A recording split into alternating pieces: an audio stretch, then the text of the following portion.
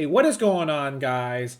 Very recently, there have been a bunch of leaks that Hypex has posted, which have shown the stats for the OG mode of 5 weapons, which is the pump shotgun, normal AR, burst AR, tactical SMG, and normal SMG. And there's also been some leaks floating around of the loot pool itself. So in today's video, I'm going to go through each of those weapons in depth and answer 3 key questions.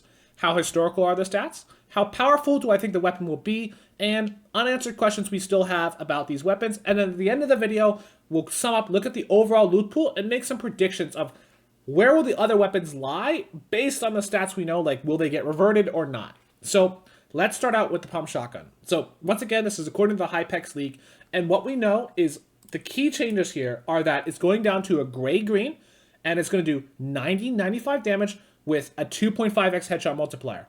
This is historical to Season 1. This is honestly something I didn't necessarily think they would do, going all the way back to the Season 1 statistics on damage, but they appear to be doing it. And what that means is that when you go drop in early game, if you pick up a green pump, for instance, you can't just walk around and one-tap people to the body. It's not going to work anymore. You have to do some amount of critical damage. And also, even if you have a gray pump, you can still one-shot. In terms of how powerful this thing is going to be, it's going to be a devastating weapon. We already know double pump is coming back in some capacity. And with the ability to one-shot and double pump, there's no world where this thing isn't strong. How strong it'll be? Well, this kind of moves into our unanswered questions, because there's still 2 key statistics that we don't know what they're going to be. A, the draw speed, right? Currently, the pump draws at about 450 milliseconds, but in Season 1 and 2, the pump shotgun drawed much faster than that, and we don't know if that's getting reverted back to the Season 1 pump. If it does, if it goes back to its old draw speed, double pump will be insanely busted, no doubt. And number 2, the range used to be 8 tiles. It's now a 6-tile range. Do we know if it's going to get buffed back to 8 tiles? I don't know. It's not going to make or break the pump, but it would definitely help its strength if it had the 8-tile range. One more thing to keep in mind is we also don't know the wall damage. Historically, the pump could do 100 wall damage. We don't see that from the stat card if that's going to be coming back. That, again, will help the pump be stronger, but I don't think it'll outright make or break the pump's balances. I still think it's going to be a powerful weapon regardless. Let's move on to the normal AR. So the normal AR base damage is unaffected, but the key changes here are it's going up to a 2x headshot multiplier, which is historical to later Season 1, and it's also getting a reload buff, going back to historical stats. This has been one of my biggest complaints with the normal AR nowadays, is the reload's just really slow. But now the reload's going to be 2.1 seconds for both scars, 2.2 for the blue AR, and 2.2 for the green AR, and 2.3 for the gray AR. This is a pretty major buff. Last I checked, the gray AR reloads in 2.7 or 2.8 seconds. Doesn't sound like a lot to shave off 0.4, 0.5, but it really does help make the AR be more powerful, and the headshot multiplier also is going to help out as well. Overall, that is historical to Season 1, and while it's not historical to the very early SCAR that had a 2.5x headshot multiplier, it's still historical to later Season 1, and this is also going to make the SCAR overall a lot more powerful. The SCAR used to be a very good weapon, and these days it's just kind of to be honest. It's decent, but it's nothing exceptional because, you know, all those nerfs eventually stacked up, and this kind of points us to our unanswered question of we don't know if they're going to remove first shot accuracy and remove damage fall off, because if you remember, in Season 1, there was no such thing as first shot accuracy or damage fall off, which means that theoretically, if Bloom was in your favor, you could still do maximum DPS at 200 meters away. We don't know that for sure, and we also don't know if the Bloom is going to get reduced back to Chapter 1 levels. Playing in Season 1 with the normal AR, they have significantly less Bloom than they do today, and that's going to be a big question over if that's going to get reverted, because that will significantly help the AR be a lot more powerful than it is now. Overall, though, pretty pleased with those changes. Still have some questions there, but I think it's cool they're putting the stats back.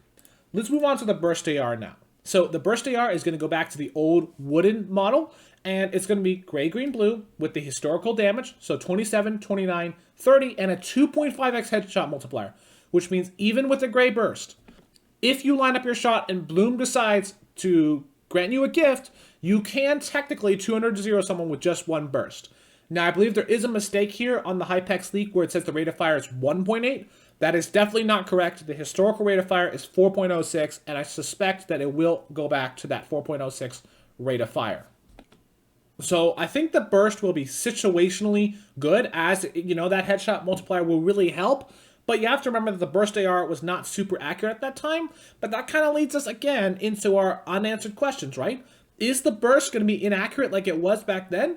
And will it have damage fall off? Because honestly, I would argue with the burst, it was better off without first shot accuracy and damage fall off at this time in early chapter 1 before the buffs in season 5 and then chapter 2 and all that, because the reason why is with first shot accuracy with that burst, realistically if you use first shot accuracy only one shot will hit, but you will benefit much more from, okay, maybe that first shot will miss without first shot accuracy, but you have a higher headshot and no damage fall off. So it's an interesting conversation over how powerful the burst will be depending on what they decide to do.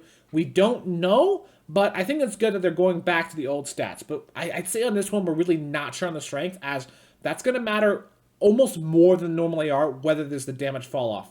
Okay, let's move on to the tactical SMG now. So the damage is going to be 16 through 18, 10 rounds per second, 30 round mag, and a 2.5x headshot multiplier. Despite the fact that it has a 2.5x headshot multiplier, which is historical, and all the stats for that matter historical, this thing is still going to be bad. It still only does 180 DPS. I don't really see it as being competitive against double shotgun. And in addition to that, yes, there's still an unanswered question of if there'll be damage fall off, but I don't think that matters. It's still going to be bad. 180 DPS is not enough for an SMG to be competitive, really. It's just going to be not an option you're really going to carry. And in terms of the normal SMG, it's going to have 14 to 16 damage, 2.5x headshot, and 35 round mag. So you may remember the historical original OG SMG, which did 11 damage. That thing was painfully bad, but the good news is that we're going to have the slightly better one that was historically buffed, so that is historical. Do I think it's going to be super powerful? No. You could honestly make an argument that this thing will be the best SMG, which is weird to say, but that really depends on unanswered questions. How much bloom is it going to have? Because historically, this thing had a lot of bloom. So if it has a lot of bloom like it did, it's probably not going to be very good. And will it have damage fall off? Who knows, right? It's going to be hard to say. But overall, I just say the SMGs are just not going to be very good. So now this kind of takes me into my final point, which is the overall loot pool, and kind of talking about where we're looking at in terms of the other weapons. So according to the FN Assist leak, the loot pool in terms of weapons looks pretty much historical. The other AR option is the Scope AR. It looks like, given that the other ARs are being reverted, I'd suspect the Scope AR will be reverted, which will be a pretty major buff. The Scope AR was not amazing at this time, but it'll be more usable than it is now. Hopefully there's no damage fall off, because if there's damage fall off, the Scope AR is going to be very bad. You have the RPG and grenade launcher. Will they revert the explosion radius? That's kind of a question that we have, with damage fall off. It's hard to say there. The Silence SMG, I suspect, will be reverted, but it'll be bad either way. It's terrible now, and it was terrible back then. Pistol hasn't really been changed too much, so I suspect it'll just be not great. It might have a 2.5x headshot multiplier, which may help a bit. Revolver, I suspect, will not be great because it has a slow rate of fire, but it has a 2.5x headshot multiplier, and if there's no fall off, this thing could be situationally okay.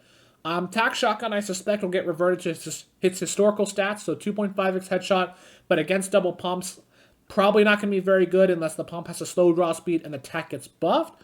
And in terms of the snipers, we may see the glare get removed. Hard to say, but, there might be a minor nerf to the bolt, because right now it has a little bit more damage than it did historically. The semi, I suspect, would get a major nerf, as it's going to go back to 63, 66 damage, which I believe is historically Season 1, which is not very good.